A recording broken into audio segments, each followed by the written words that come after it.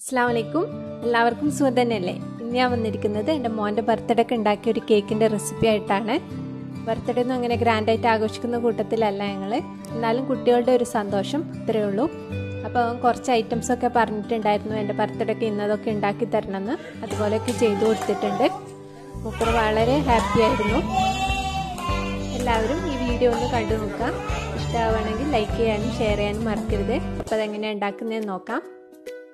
ആദ്യം നമുക്ക് dry ingredients ഒക്കെ ഒന്ന്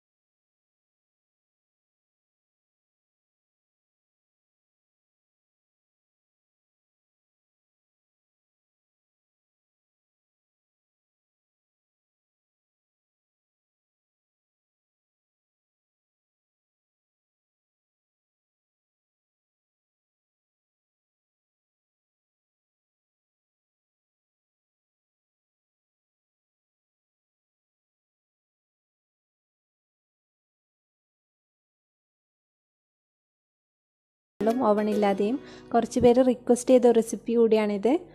വാട്സപ്പ് സ്റ്റാറ്റസൊക്കെ കണ്ടിട്ട് എപ്പോഴും ചോദിക്കാറുണ്ട് കേക്കിൻ്റെ റെസിപ്പീസ് ചാനലിൽ ഇൻക്ലൂഡ് ചെയ്തുകൂടെയെന്ന്. പക്ഷേ എനിക്ക് എപ്പോഴും വീഡിയോ എടുക്കാൻ പറ്റാറില്ല. പക്ഷേ ഇപ്രാവശ്യം ഞാൻ വീഡിയോ എടുത്തിട്ടുണ്ട്.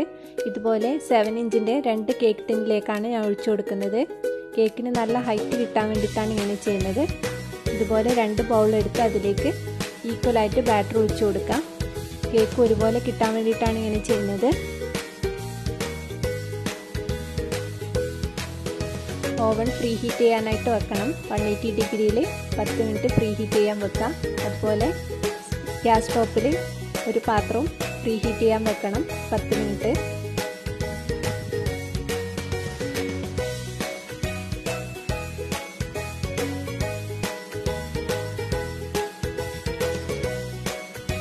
ഇത് കേക്ക് ടിന്നിലേക്ക് ഒഴിച്ചു കൊടുക്കാം.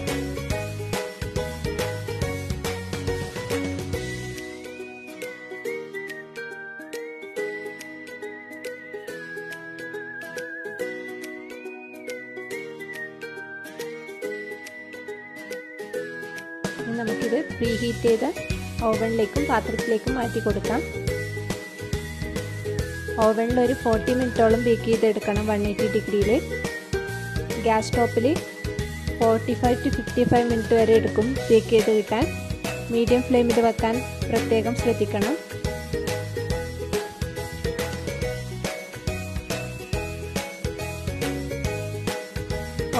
ഓരോരുത്തരുടെ ഓവണിനെ ഡിപ്പെൻഡ് ചെയ്തിരിക്കും ടെമ്പറേച്ചർ. നോക്കിയിട്ട് ചെയ്തെടുക്കാം. കേക്കൊക്കെ ബേക്കായി വന്നിട്ടുണ്ട്. നമുക്ക് അതിന് വേണ്ടിയിട്ടുള്ള കുറച്ച് ഡെക്കറേഷൻ ഐറ്റംസ് ചെയ്തെടുക്കാം.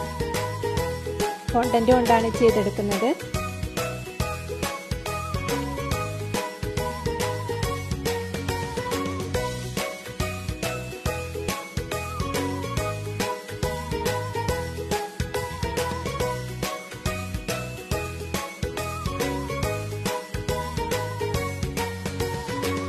ഫോണ്ടന്റ് കൊണ്ട് ചെയ്യുന്നത് തലേ ദിവസം തന്നെ റെഡിയാക്കിയിട്ട് സെറ്റാവാൻ മാറ്റി വെക്കണം.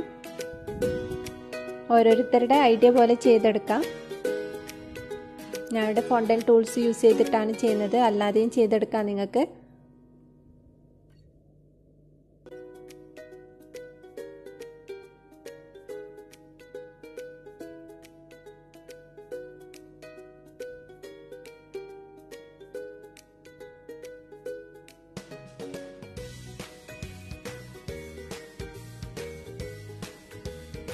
കേക്ക് ടോപ്പേഴ്സ് ഒക്കെ റെഡി ആയിട്ടുണ്ട്.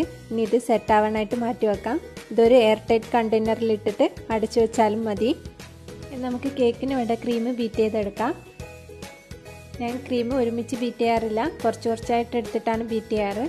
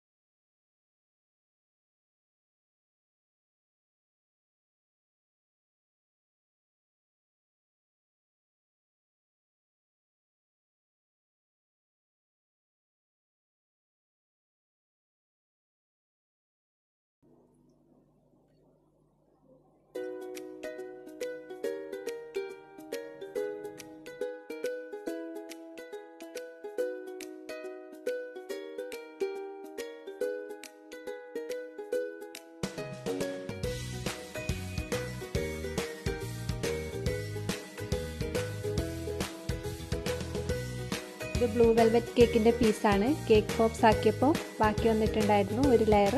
അപ്പോൾ ഇതുപോലെ കേക്കിൻ്റെ ഇടയ്ക്ക് വെച്ച് കൊടുത്തിട്ടുണ്ട്.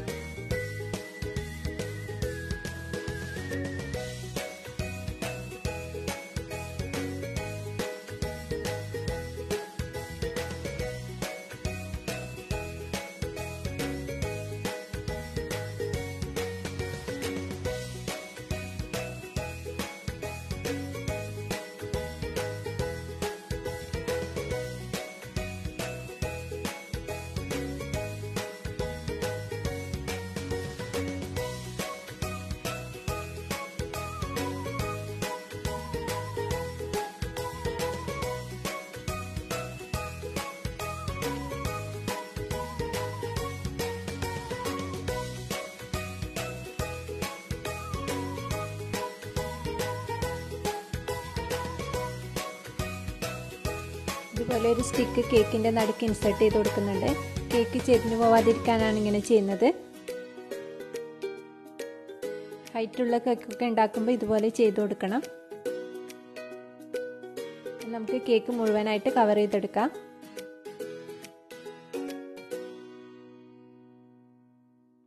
നല്ലപോലെ കവർ ചെയ്തെടുത്ത്